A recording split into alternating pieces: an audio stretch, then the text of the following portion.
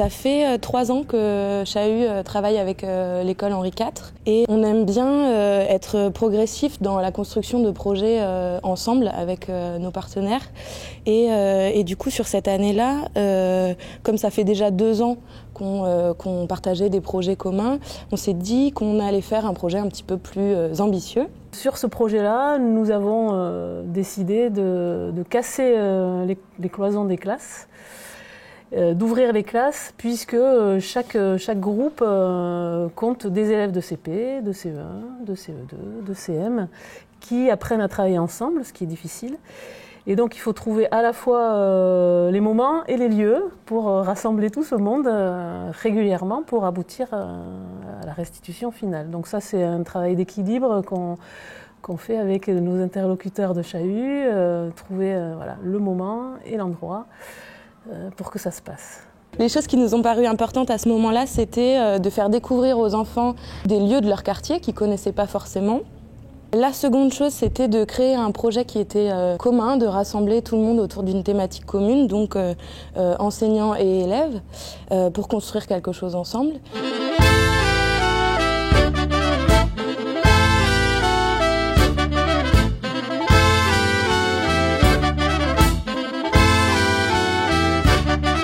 Vem morena pros meus braços, vem morena, vem dançar. Quero ver tu requebrando, quero ver tu requebrar. Quero ver tu remexer nesse leito das fontes até o sol raiar. Quero ver tu remexer nesse leito das fontes até o sol raiar. Quero ver tu remexer nesse leito das fontes raiar. Quero ver tu remexer nesse leito das fontes raiar. Esse teu fungado quente vem no pé do meu pescoço, arrepia o corpo da gente, faz o velho ficar moço. Coração de repente bota sangue em alvoroço. Coração de repente bota sangue em alvoroço. Alors on va pas redescendre, mais pour redescendre on fait comment? Mais où sont? Là ou là? Là, mais où là? Il y en a qui vont montrer là.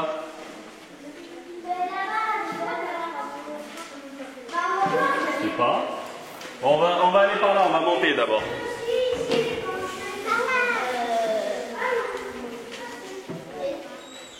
L'idée, c'était comment on suscite de la parole chez les élèves, comment on les fait un peu parler, échanger, trouver le bon mot pour dire telle chose. Moi, je me dis qu'ils pourraient faire que les petits êtres curieux, ils pourraient faire comme dans les bisounours, je leur fais faire un gros câlin aux méchants pour qu'ils deviennent gentils.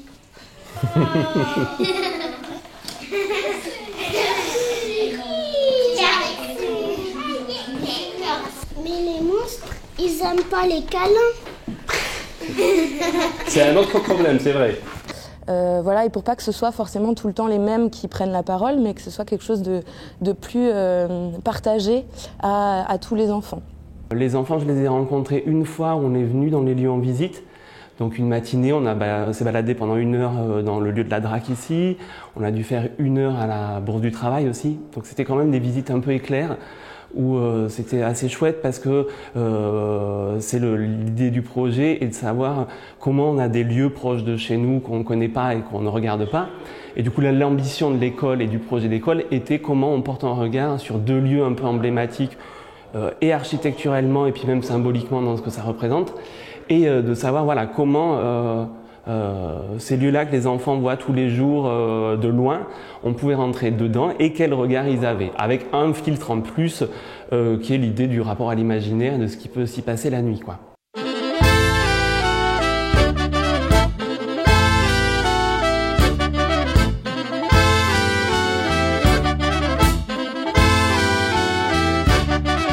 Vem morena pros meus braços, vem morena, vem dançar. Quero ver tu requebrando, quero ver tu requebrar. Quero ver tu remexer nesse leito das fontes até o sol raiar. Quero ver tu remexer nesse leito das fontes até o sol raiar. Quero ver tu remexer nesse leito das fontes raiar. Quero ver tu remexer nesse leito das fontes raiar. Esse teu fungado quente vem no pé do meu pescoço, arrepia o corpo da gente, faz o velho ficar moço.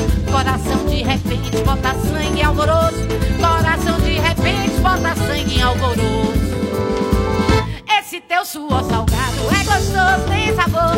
Esse seu suor salgado, esse seu cheiro de flor, tem um gosto temperado do tempero do amor.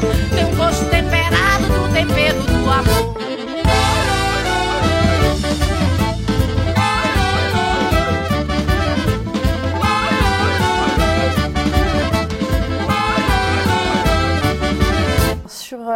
la mise en place du travail, Mourad arrive avec, déjà il explique qu'il est écrivain, donc il présente son travail, il a montré ses livres et puis il apporte déjà des idées qu'il peut avoir et il nous a apporté, enfin il a rapporté aussi ce qu'il avait entendu lors des visites. Voilà, pour essayer de démarrer un travail de réflexion autour de mots et d'images. Au départ, c'était vraiment juste des mots et des images pour avoir de la matière. Voilà, il y a eu la visite sur laquelle j'ai insisté auprès des enfants pour qu'ils écrivent le maximum de choses possibles, les mots, les couleurs, les mots, qu'ils mettent des mots sur tout ce qu'ils voient.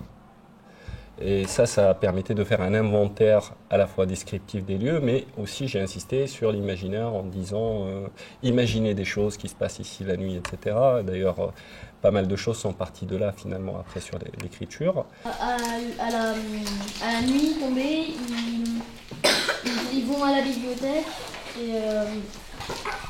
et ils voient les petits êtres curieux sur mon travail. Très bien. Il y a d'autres choses à rajouter?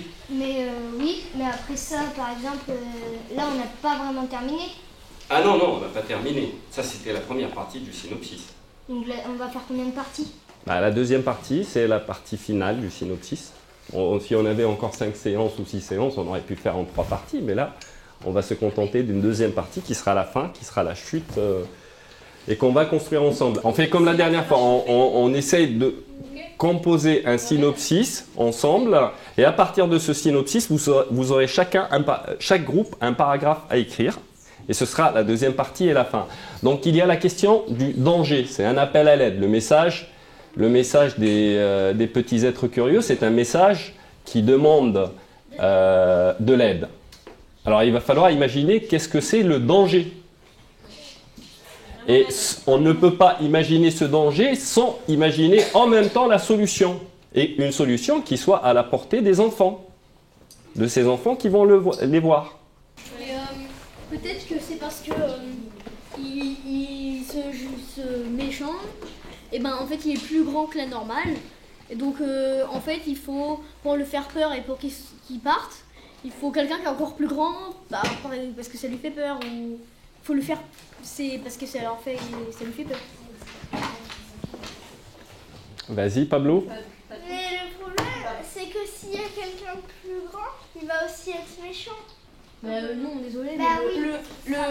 Oui, c'est moi. Non, vas-y. Peut-être, sans faire peur ou sans faire des trucs gentils, on peut peut-être faire un piège. Exemple, mettre un lasso par terre pour qu'il s'attrape dans le piège. Et après, quand tu nous as dit que le bouquin, on n'avait pas écrit la fin, on l'attache carrément, comme ça il fait plus de bêtises. Et après on demande au monsieur qui avait presque fini le grimoire de l'écrire. D'accord. On commence à s'orienter vers ce qu'on avait évoqué très vaguement la dernière fois. C'est-à-dire qu'on peut imaginer que cet méchant être curieux soit sorti d'une histoire. Parce que leur bibliothèque magique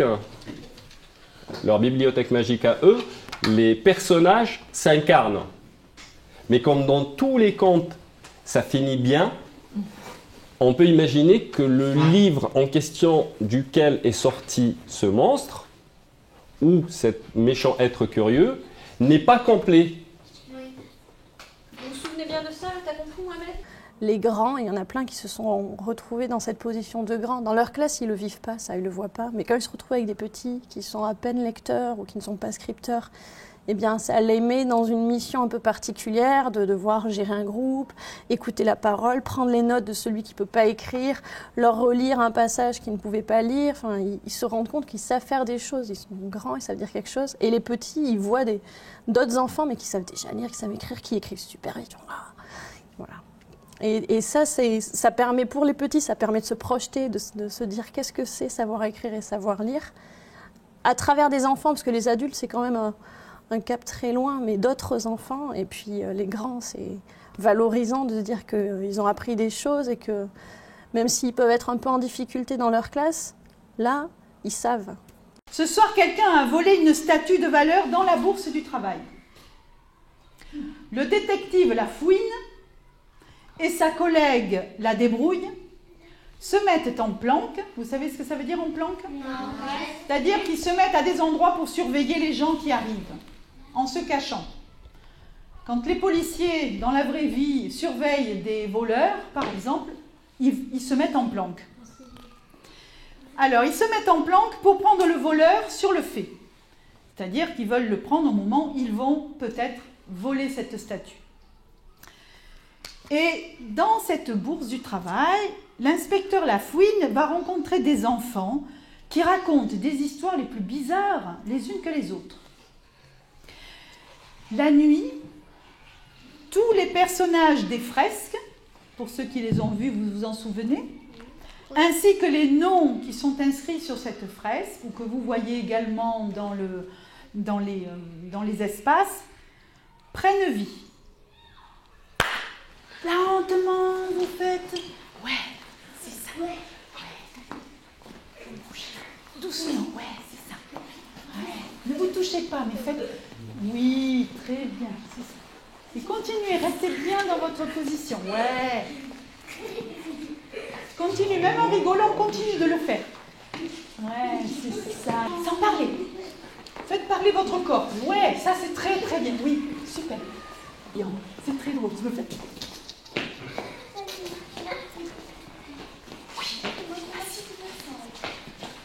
Très bien. Fais-le-toi. Oui, c'est ça, continue. Ouais, continue.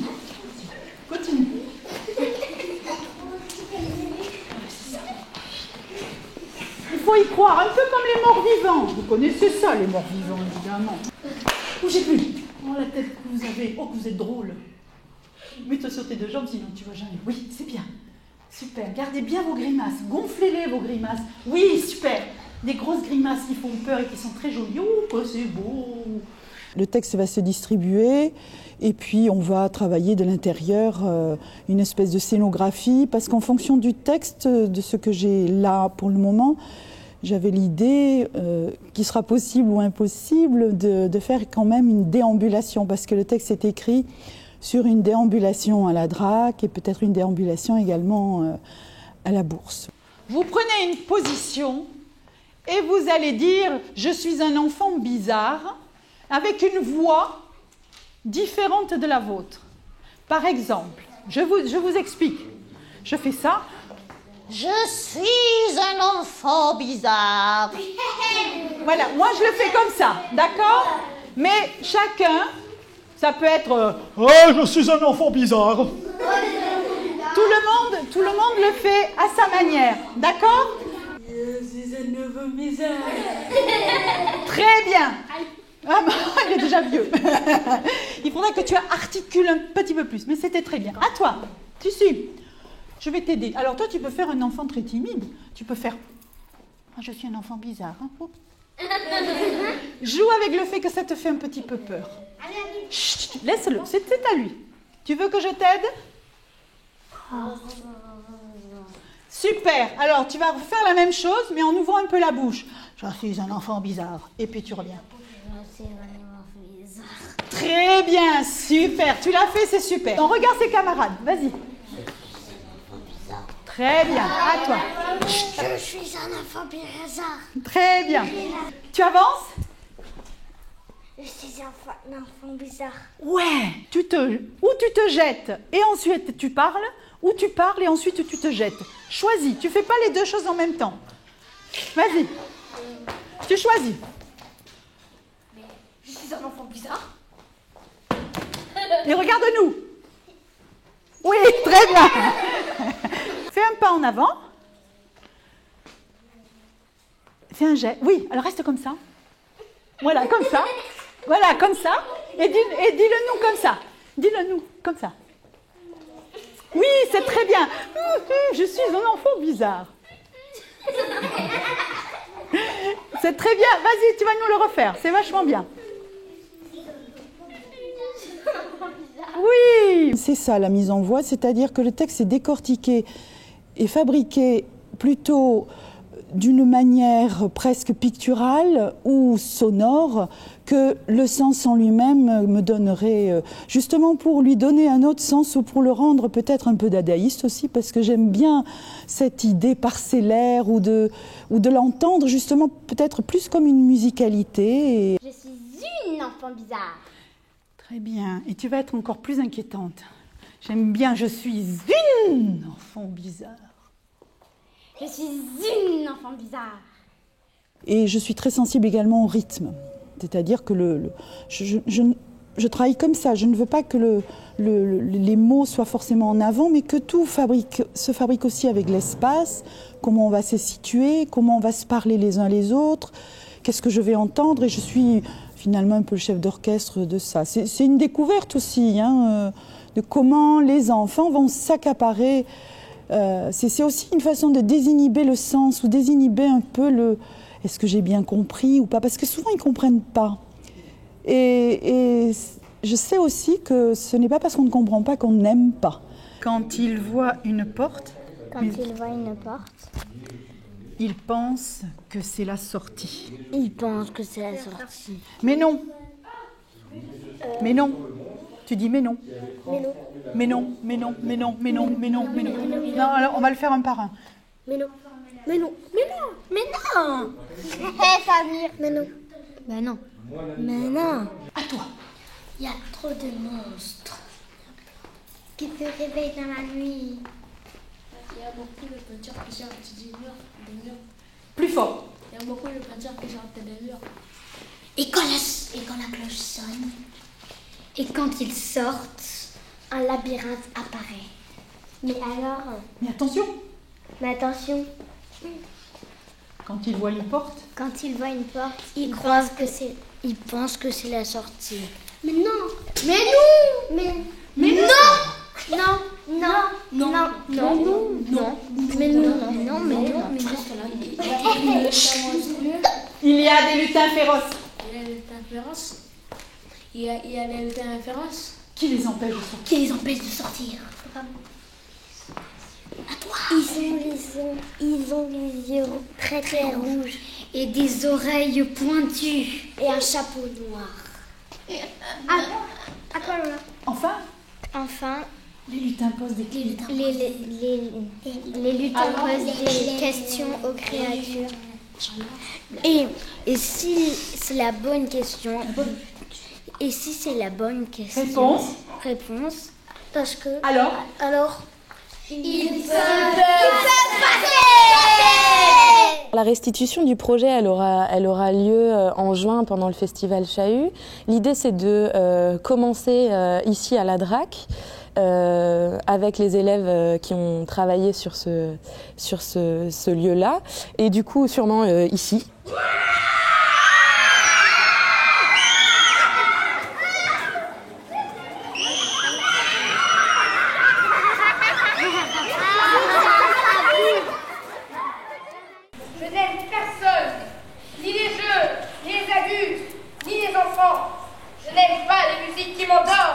D'ailleurs, je n'aime rien, sauf moi. Une chanson douce que peut chanter ma maman. Sur mon pouce, j'écoute les amants d'amants. Cette chanson douce, je la chanterai pour toi. Car la vie sera douce quand tu partiras.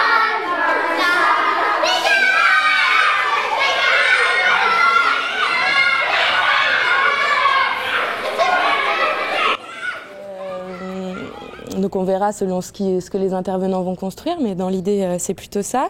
Et puis après de se déplacer à la Bourse du Travail pour la deuxième partie de ce que vont faire les enfants.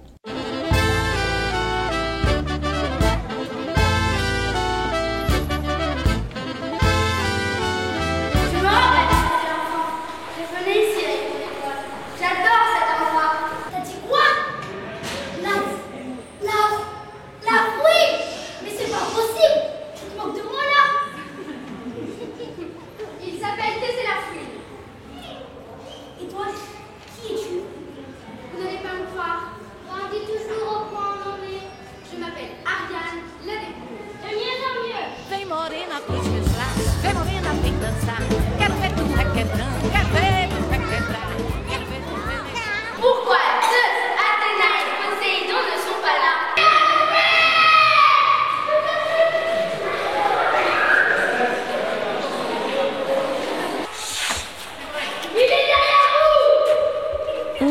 envie dans ce projet-là de montrer ce qu'était le processus de construction d'un projet d'action culturelle avec une école.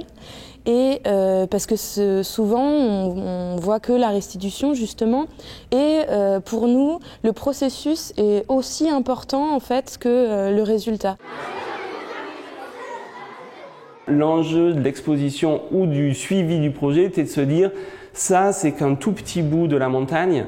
Et en fait, qu'est-ce qu'il y a avant et comment tout ça se compose? Moi, c'est vraiment ce qui m'a aussi intéressé, même dans un travail plus personnel, qui m'intéresse vraiment ce rapport au processus en se disant que il y a quelque chose qui émerge, mais avant tout, c'est surtout nourri de tout ce qui s'est fabriqué avant. L'idée était de revenir jouer un peu ce côté rangement avec du coup d'avoir des étagères métalliques qui vont donner une forme, avec un côté très bureau qui déjà vient questionner le lieu qui est tout en pierre avec des voûtes, voilà, donc un lieu très rond, très englobant, avec une structure d'étagères de classement très droite et métallique, et de se dire que tout ça allait être combiné de choses qui existent aussi dans le lieu, en fait, de ce rapport au dossier, classement, tri, inventaire, et du coup de réussir à composer l'exposition avec tout ce qui peut émailler le projet. Donc quand tu me demandais par rapport aux exemples, c'est autant la trace des premiers emails échangés entre l'école et Chahut que l'école en elle-même qui a commencé à se dire on a envie de faire un projet d'école, qu'est-ce qu'on questionne, qu'est-ce qu'on veut. Donc que ce soit des mails, que ce soit des post-it à un endroit où on s'était dit téléphoner ou penser à réserver, enfin peu importe. Et j'ai fait un appel à tous les professeurs et à tous les intervenants du projet et même aux administrateurs de Chahut en se disant moi je me fais réceptacle de tout ça. Moi j'aime bien ouvrir le capot. Après il y a des post-it que je ne livrerai pas à la vindicte. Et puis les post-it, en général, moi ce que j'adore faire, c'est les broyer et les jeter, parce que je me dis ça, au moins c'est fait. Ça, c'est fait. Mais bien sûr, c'est une démarche qui me semble assez... Moi, ça m'a fait sourire, je dois dire, quand j'ai lu ce mail. Et je les ai gardés, je les ai tous. Donc ça, pour les mails, ce sera facile. Et je peux aussi mettre des photocopies de mon agenda papier. Enfin, ce genre de... Je trouve ça assez intéressant. Alors on va fabriquer des choses. Là, pour le moment, on ne sait pas vraiment ce qu'on va fabriquer. Sur la séance d'aujourd'hui, on va jouer sur ce côté de la nuit et du un peu merveilleux de personnages qui peuvent arriver. Donc du coup, comme ça, avec des techniques un peu magiques de comment on peut faire naître des personnages de manière très simple. Donc genre avec une paille, on fait une tache d'encre et on souffle dedans et on le laisse sécher. Et du coup, voilà, il y a vraiment une vraie forme. Enfin voilà, du coup, comment jouer avec des choses très simples comme ça qui peut-être après habiteront la scénographie. C'est que là, ça nous donne la position. On sait que ses pieds ils doivent arriver là en bas, notre sculpture. Et la tête, elle va arriver là en haut. On fait un grand dessin. Ça va pour tous ? Et regardez-le bien, il a une barbe, il a des cheveux. Vous voyez comment on retrouve tout ça. Donc on comprend bien que c'est la même statue. Mais elle est en train de faire autre chose. Elle est en train de bouger peut-être. On croit que c'est pas la même, mais c'est la même. C'est ça. Ses cheveux, ils sont magiques. Là, une grosse bourse, ça paraît encore plus haut que le plafond. Ah ouais. Tu veux dire qu'il a ses cheveux qui arrivent à passer à travers le plafond ? Ouais. Donc ça, je crois que ça s'écrit en fait. Ça serait chouette que du coup, tout ce que tu es en train de me raconter, que la nuit, il s'envole et puis il va toucher le plafond, tout ça, et puis il a les cheveux qui débordent. Peut-être que ça, tu me l'écris en bas ou en dessous de lui. On va décorer de ce qu'on va faire.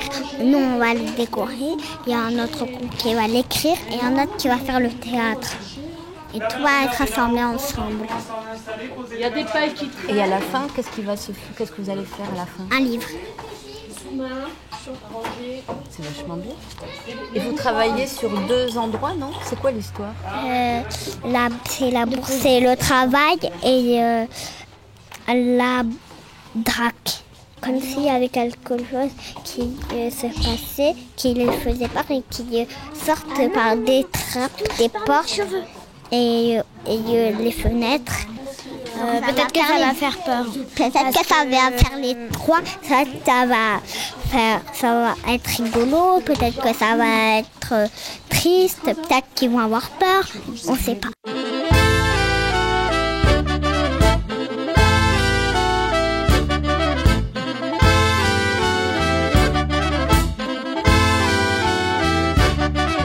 Vem morena pros meus braços, vem morena, vem dançar.